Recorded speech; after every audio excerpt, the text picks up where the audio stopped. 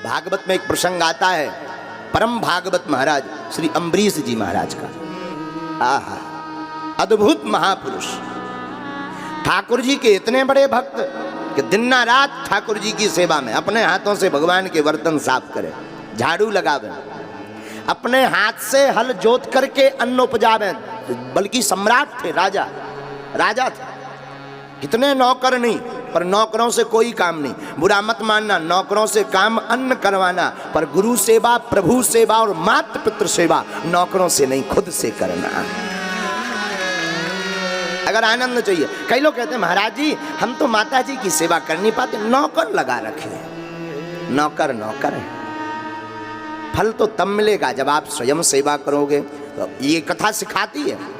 राजा अम्बरीश जी, आहा, परम भागवत, बहुत भक्त, ठाकुर जी को ध्याते, अपने हाथों से हल जोतते, अन्न उपजाते, चक्की से आटा पीसते। कौन सी? हाथ वाली चक्की से, स्वयं हाथ वाली चक्की से आटा पीसते जब पसीना आवे तो ठाकुर जी भी ऐसे बिरले भक्तों पर इतना प्रेम लुटाते कि ठाकुर जी स्वयं पंखा लेकर के हवा करने लगते ताकि पसीना न आवे,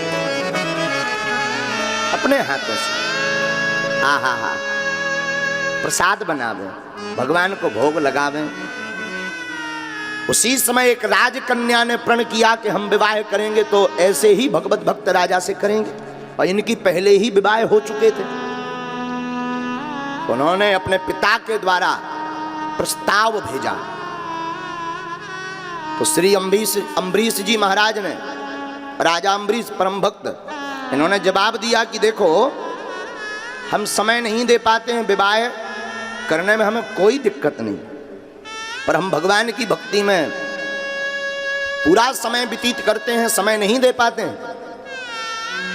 और किसी का मन हीन ना हो, अनेकानेक प्रकार के संकल्प भावों को लेकर के वो विवाह करेंगी और हम समय ना दे पाए तो मन में खिन्नता होगी, इसलिए हम विवाह के लिए अभी तैयार नहीं। और पहले से ही हमारी अनेक रानियां हैं।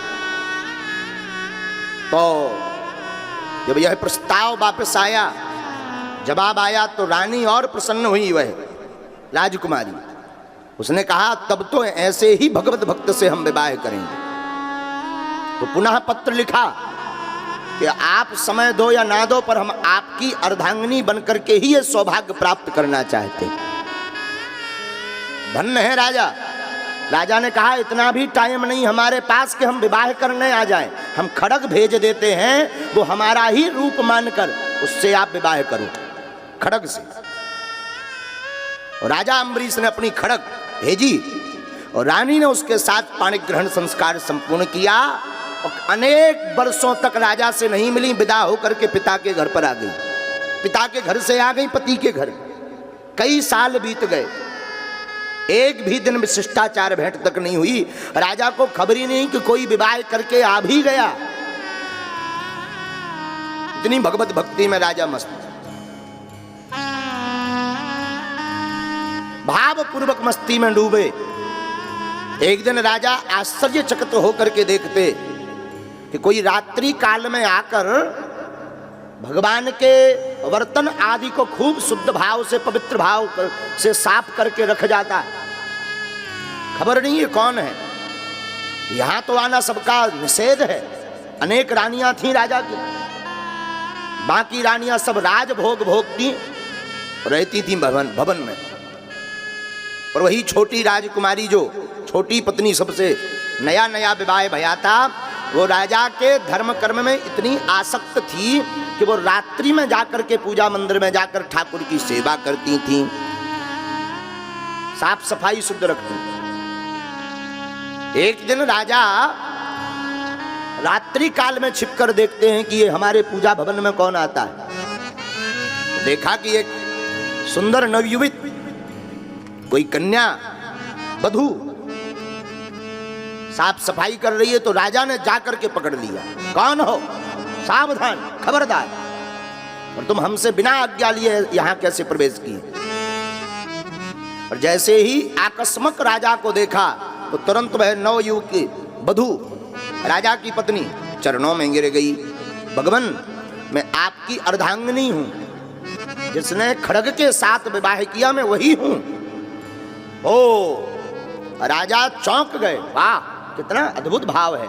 देवी अगर तुम्हारे अंदर इतनी ही जिज्ञासा है ठाकुर जी की सेवा की, तो एक काम करो, हाँ, इन ठाकुर जी को अपने भवन में, अपने कक्ष में पधरा लो, वहां सेवा करो।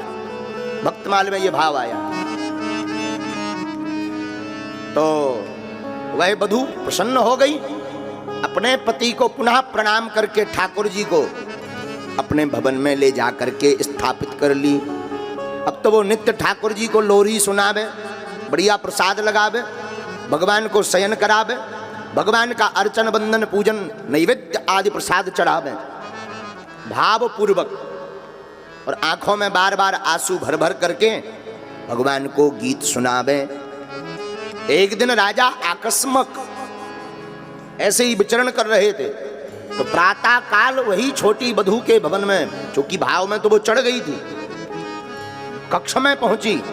और जैसे ही कक्ष में पहुंची तो राजा का मन स्तब्ध रह गया। वह सुंदर गायन ठाकुर जी के प्रति भाव को रिझा रही थी, बैठी बैठी गोविंद के गीत गा रही थी, आंखों से अश्रुधार धर धर धर करके बह रही थी, पूरा अंग का वस्त्र गीला हो रहा था नेत्रों की धार से, अश्रुधार से। और राजा यह भाव की विह्वलता को देखकर अपनी सुध भोग के भूल कर धड़ाम से वहीं जमीन पर गिर पड़े। जहां जमीन पर गिरे सुरानी का भाव दूर हुआ, गौर से देखा, अरे भगवान आप, महाराज आप, साष्टांग दंडवत प्रणाम किया। तो राजा ने कहा कि एक बार फिर सुनाओ, जो गीत अभी आप ठाकुर जी को सुना रही थी फिर सुनाओ। अब तो राजा की प्रतिदिन आदत हो गई महाराज अम्बरीश जी की, रोज अपनी नव विवाहित वधू के साथ बैठ करके पूजन करें। रानियों को, जो अन्य रानियां पहले से विवाह कर चुकी थी, उनको खबर लगी कि राजा तो आजकल छोटी वाली से बड़ा प्रेम करते हैं। बोले इसने बस में कैसे किया, वशीभूत। ज्यादातर लोगों को लगता है कि कोई वशीकरण मंत्र होगा, हाँ, तो किसी ने बताया नहीं नहीं नहीं नहीं, राजा तो भगवत भक्त हैं, भगवत भक्ति के कारण वह जो है रानी को बड़ा मानते हैं। तो जितनी रानियां थीं सब भगवत भक्त बन गई। और धीरे धीरे जब पूरे राज्य को पता लगा कि राजा भक्ति पर बहुत प्रसन्न होते हैं, तो राजा के साथ साथ संपूर्ण प्रजा भी भगवान की भक्त हो गई, ठाकुर जी के भक्त हो गए सब। तो सब भगवान के गीत गाने लगे। साधु जी, यह है विवाह, जिसके आने से संपूर्ण घर, संपूर्ण समाज, स्वयं पति, पुत्र आदि आदि संबंधी जन जिसके घर पर आने से भगवत भक्त बन जाए, ऐसी पत्नी को ही धर्म पत्नी कहा जाता है। बाकी आजकल की तो कुछ महान देवियां, राम जी बचावे, बोलो सीताराम।